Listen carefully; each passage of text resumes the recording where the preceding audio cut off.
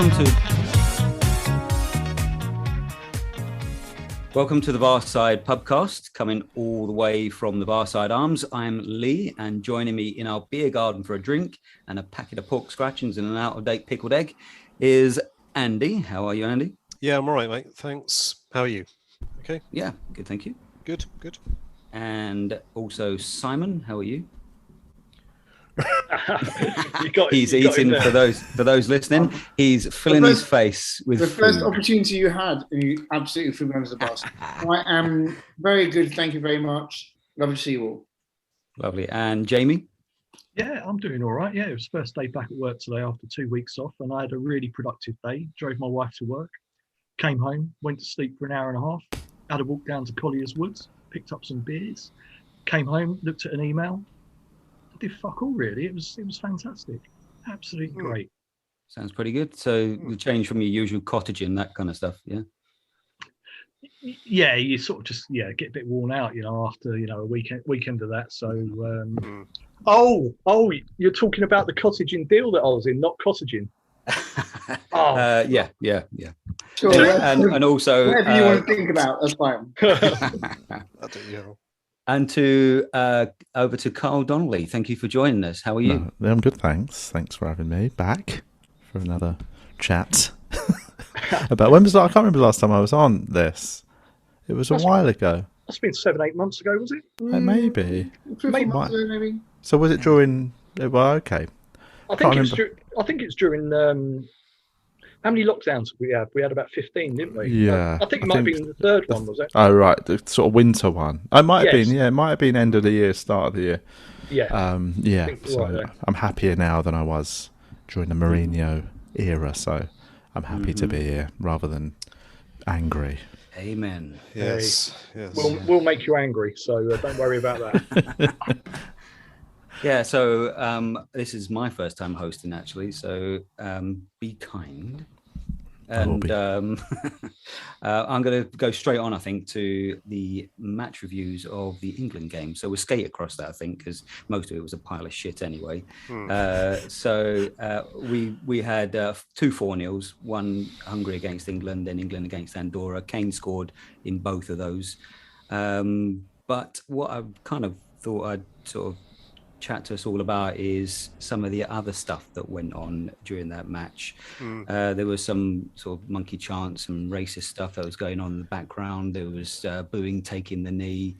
And although Southgate said we need to get our own house in order, I think it was quite clear that really FIFA need to act. I just wondered, Andy, what do you think FIFA perhaps should do about this? Well, that's right. I mean, it's a whole confusing thing, isn't it? Because you've got UEFA doing their bit, and then you're kind of expecting FIFA to do their bit. And I know UEFA have already fined Hungary, but FIFA didn't seem to make any comments after the England game, although I guess there's some kind of, there's going to be something coming out of it, but eventually. But I just find it's also passive, that they don't seem to want to really address these issues properly, and they just let these countries get away with it. I mean, there's a society problem, or a societal problem in these countries that needs to be solved, and I'm not sure that football can solve it itself.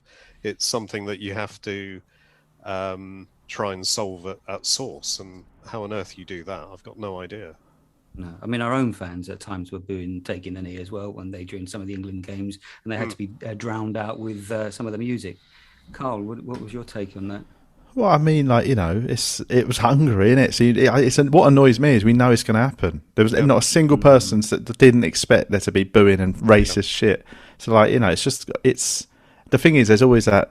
I get annoyed when UEFA, FIFA, even Southgate to a certain degree, these people that sort of always underplay the fact that there are certain countries it's going to happen, innit? Yeah. Hungary's got a right-wing leader that got voted in by the people. So I know some people would say about bloody Tory government, but they're not even comparable, are they? The Tory government still exists within the realm of decency on the whole, even if you like, if it's not my sort of politics, but they actually have like a fucking wanker in charge in Hungary. Yeah.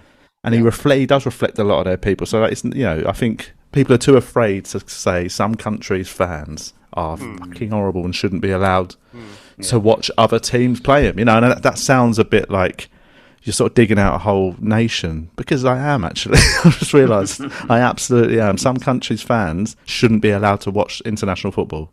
Yeah. I think that's a really good point, because I seem to remember that I think Hungary were banned from UEFA games, but because it was under the auspices of FIFA, they were allowed to have fans inside the stadium. Yeah. Exactly, which is bonkers. Yeah. So it's a mockery of the whole thing, right? Yeah, it's as if they're going to only be racist at a UEFA match, but it's a FIFA match. Like, lads, let's not make monkey chants. This is a FIFA organised match, isn't it? Exactly. So we've got the worst of both worlds, which is, going back to your point, Carl, which is you've got a far-right leadership. Let's not just say they're conservative. They're far-right leadership. Oh, they are, yeah. In that country.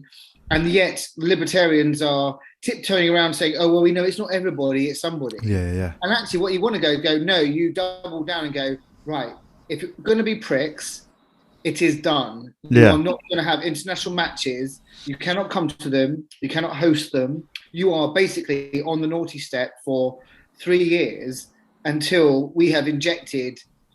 Sorry, that's the wrong word, because I go down a vaccine path. Let's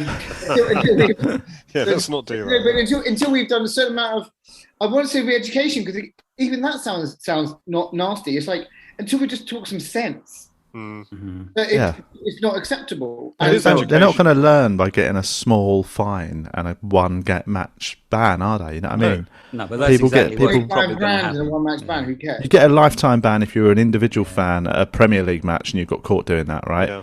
But you sort of literally see a whole stand of the Hungarian fans doing it, and nothing's going to happen. It's ridiculous. Well, what you can see is probably going to happen is that they're going to get £100 fine, and then England will get about £500,000 fine because Declan Rice broke COVID protocols drinking from that cup.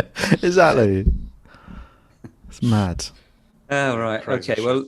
Well, we'll move on swiftly from there, because those matches, they bore the fuck out of me, and I'm just waiting to get back to watching Spurs again. Steve's not with us tonight, but he did leave a one for us to discuss about Lucas's selection in the final of the Champions League, and he just wondered whether it would affect our kind of views of Poch overall. So I'll go through us and see what our views of this, but I'll kind of give you the messages so you know what's going on. It says Lucas Moura, talking to ESPN Brazil about his exclusion from the Champions League final, says, a historic qualification like that, I was very confident, convinced that I was going to play and that we were going to be champions. On the day of the game, in the last speech at the hotel, when we were already leaving and going to the stadium, even the atmosphere was a little tense between the players because no one understood anything. But I'm a very professional guy with very calm mind, and at that moment I just wanted to be a champion, so I didn't have any reaction, nothing to say to him. Also, because after the game there was that sadness and everyone went to their own house. Whether we like it or not, we have to respect it, right? But sometimes we don't agree with the coach's decision. We have to just somehow respect it. And as I said, at that moment, I just wanted to be a champion. I just wanted to win the game. And unfortunately, it wasn't possible. So coming to you, Simon, what's your reaction to that? Because it seems to suggest that he wasn't obviously very happy with Pochettino. And I think what Steve is probably suggesting is that perhaps do we reevaluate our views on Pochettino, given sort of apparent clangor that he seems to have made there? So I think if we cast our minds back, there were two schools of thought. There was the school of thought which is Lucas has played a blinder through qualification, number of rounds because Kane was off injured, and he deserved being in that starting 11. The other school of thought was, well, if you've got an 80% Harry Kane, that's better that you should play them first. And so some people were in that camp. Mm-hmm. I think I was in the Lucas camp. I think that he was really hard done by, and I think he's entitled to have his feelings. I don't think if he's bitter about it, he's entitled to speak about it because it doesn't change history, which is that we didn't win the game because of Sissoko's armpit and a dodgy penalty and and a number of other things. Had Lucas been on the pitch, would that have changed the outcome? I don't know. At least he was fit. Yeah, and I mean, to be honest, he's entitled to be upset about it. Yeah, absolutely. I mean, emotionally, you empathise with the guy, right? And everyone probably thought the right thing to do was to let him take, because he'd got us there single-handedly on that game. The 100%. Right thing to do in the build-up to that, because Kane hadn't featured at all, 100%. was to let him play. But actually, how can you say no to Harry Kane? So and this is a problem the club has got itself into more widely, which is now we have for want of a better term, I won't say spoiled child, but now we have we have this angel. Snake. Sorry? Snake. Yeah. No, but we've dug our own. We've made our own bed. It's like if you get a puppy and you let it, when it shits on your bed, you say, "Oh, it's okay, we'll clear it up," and then it does again tomorrow. Well, unfortunately, you've basically dug your own pit with that.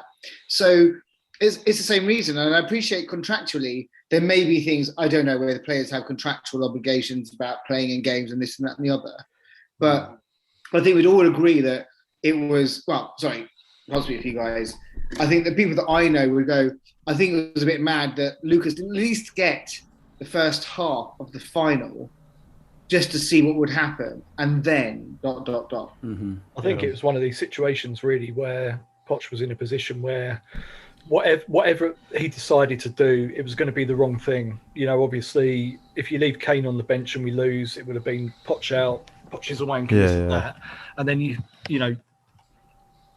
he started Kane, and everyone's saying, "Well, you should have played more, and Moura got us there." But I mean, obviously, does it change your opinion, Jamie, of Pochettino at all?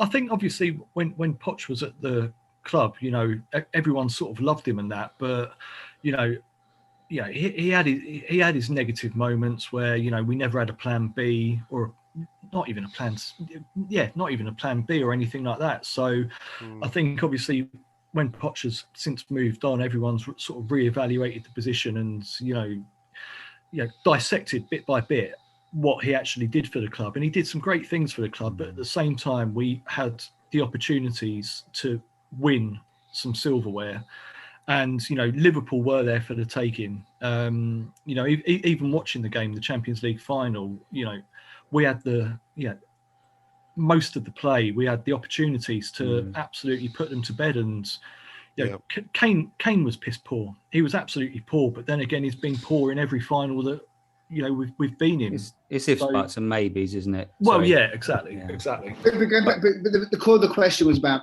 Pochettino, and actually, I think that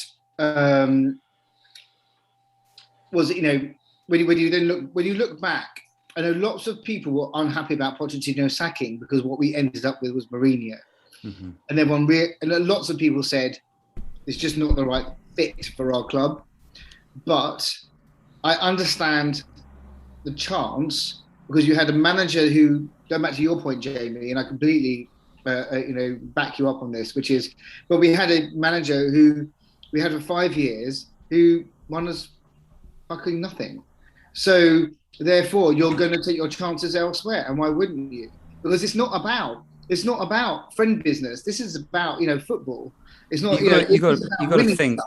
You got to think, Simon. It wasn't just that he didn't win us anything. You've got to understand that from the position where he brought us from to where he took us to, he took us to a completely another level. And even though we didn't win anything, we were very, very close. And I don't think the winning these things was on him necessarily. It was in the investment of, it's not. I don't think it was about choices. Personally, I think it's about investment. Okay, but you're talking about squad selections about in the last game of a major European tournament. And it doesn't, at that point, it's like, it's all baked in, right? So you've got your squad, you've got your people, you are the manager, you make your decisions. And as Jamie said, he's also made some really shitty decisions. So it's not saying I didn't like the guy or I didn't think